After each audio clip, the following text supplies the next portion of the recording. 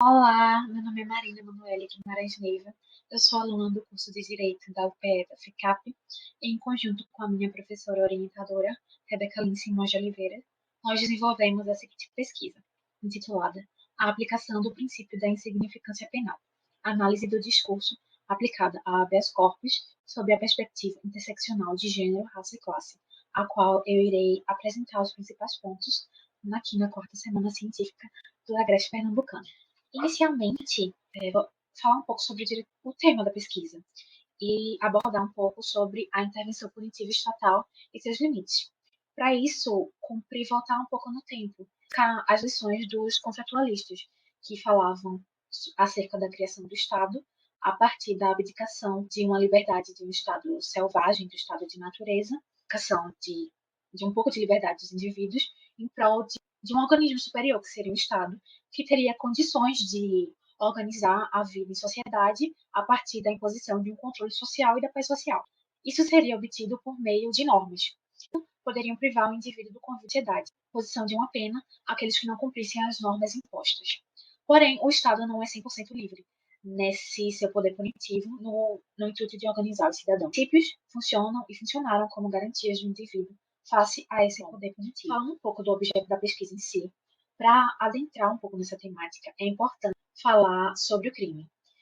Uma conduta é criminosa quando ela cumpre três requisitos básicos, segundo a teoria tripartite do crime, quais sejam a tipicidade, a ilicitude e a culpabilidade, sendo que a tipicidade e a ilicitude são elementos externos do crime, dizem respeito à conduta em si, quanto a culpabilidade diz respeito a características pessoais do agente. O princípio da insignificância atua na tipicidade, mais especificamente na tipicidade material. Uma conduta é atípica quando não há correspondência entre a conduta praticada e uma norma penal incriminadora. Porém, a tipicidade material é um pouco diferente. Embora haja correspondência entre uma norma penal e a tipicidade material, recorre-se ao princípio da lesividade, que tutela o bem jurídico protegido.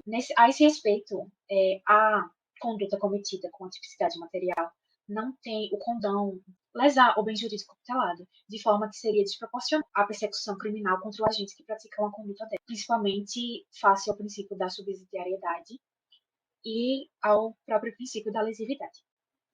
Falando um pouco do habeas corpus, que é uma ação autônoma de indignação, que vai ser um pouco trabalhada que é utilizada principalmente quando o agente está privado da sua liberdade, mas também pode ser utilizada para trancar o processo em processos que são eivados de nulidade. Apesar de um princípio da insignificância ser aceito pela doutrina e pela jurisprudência, como não há previsão legal, há uma ausência de uniformidade jurisprudencial que acarreta uma insegurança jurídica na aplicação, de forma que é possível que tenham decisões de primeira instância que reconheçam a incidência do princípio e não recebam a denúncia, porém já decisões de tribunais que recebam a denúncia e mandem os autos para a primeira instância sobre os prismas utilizados, as ferramentas utilizadas para a interpretação dos resultados obtidos pela pesquisa, que foram escolhidas a análise do discurso crítico, a ADC, é uma área da linguística, né?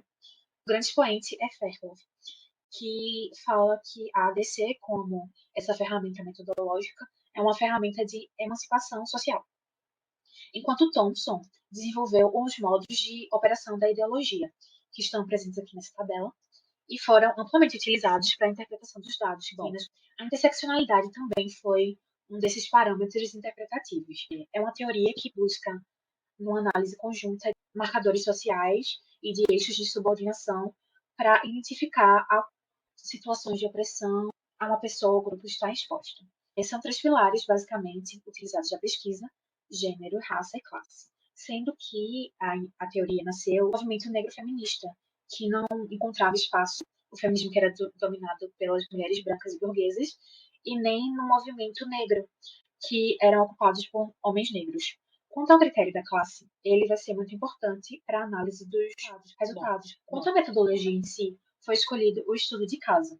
Foram recolhidos 10 casos de decisões de habeas corpus que traziam o princípio da insignificância como tese defensiva e analisou-se cada um. A atividade da apresentação não vai dar para expor cada um deles, então eu resolvi fazer uma síntese dos casos acerca do delito de furto, como pode ser visto a seguir. eu sintetizei as principais informações, sendo que os casos que estão de verde são aqueles em que o princípio foi reconhecido e os de vermelho são aqueles onde não houve a aplicação. Numa olhada preliminar e rápida, é possível ver várias semelhanças, incluindo a defesa pela Defensoria Pública, o furto qualificado e a prisão preventiva. Aqui também se repete o padrão da defensoria e a reincidência. Os resultados, eu sistematizei um pouco dessas conclusões que eu acabei de falar, sendo que de todos os casos, não só do delito de furto, e elaborei gráficos para facilitar a visualização, como pode ser visto a seguir. O tribunal em que mais houve reconhecimento foi o STF, sendo que, dos casos em que eu analisei, apenas nas cortes superiores é que foi obtido tal reconhecimento. Isso se deve, em parte, ao modo de encarar o princípio, que é um tanto diferente no STF para o STJ, de modo que o STF adota uma visão conglobante de que a decisão se cabe ou não a aplicação do princípio deve ser feita caso a caso, enquanto o STJ busca restringir ao máximo, sendo que eles têm um precedente de que não cabe a aplicação do princípio para casos em que a ré esportiva, em caso de furto, seja superior a 10% do salário mínimo vigente à época do cometimento do crime. Bom, quanto ao histórico criminal, apenas 20% não era residente, sendo que 80% já tinha passado pela prisão, estando 30% em cumprimento de pena quando do cometimento do delito e 50% eram residentes. Quanto à situação penal, como foi visto, todos estavam presos. 70% estavam em prisão preventiva, enquanto 30% já cumpriam a prisão pela sentença definitiva. A defesa também foi um ponto bastante interessante de ser observado, onde foi possível ver que 70% dos casos, sendo 6 daquele do delito de furto, contaram com a defesa pela Defensoria Pública, e apenas 30% tiveram auxílio de um advogado particular. Bom, encaminhando já para o final, para as considerações finais, é importante fazer um apanhado dessas informações. Bom, acerca do perfil das pessoas que praticam condutas tidas como insignificantes, é possível ver que tratam-se de pessoas que já passaram pelo sistema prisional, sendo algumas reincidentes e algumas em cumprimento de pena do cometimento da conduta. A razão pela qual elas empreendem essas ações é um pouco difícil de determinar, embora a ausência de políticas públicas de inclusão e principalmente a ineficácia do modelo de ressocialização do indivíduo na prisão possam contribuir com essa situação. Como eu já falei, a falta de previsão legal e a ausência de uniformidade jurisprudencial geram algumas situações de, insegurança jurídica, diria. Porque o princípio pode ser aplicado na primeira instância, porém é possível haver recurso da acusação, ele pode ser recebido na segunda instância, voltar aos autos para a primeira instância, e aí começar o processo em si. Isso ocorre porque não há previsão legal do referido princípio. Como o direito penal se pauta no princípio da legalidade, a previsão apenas doutrinária ou reconhecimento doutrinário de jurisprudencial às vezes não é suficiente para que alguns magistrados reconheçam na prática a aplicação desse princípio, para considerar a conduta atípica. A ausência de uniformidade jurisprudencial também é outra coisa que decorre disso. Leva à diferença do STJ e do STF, de forma que o STJ tem uma interpretação mais restritiva, como eu já disse, enquanto o STF busca sempre a análise de caso a caso. Bom, eu já me encaminho aqui para o fim da minha apresentação por causa do tempo. Agradeço imensamente a atenção e digo que se você ficou com alguma dúvida ou tem alguma sugestão, você pode entrar em contato através do e-mail que segue na tela.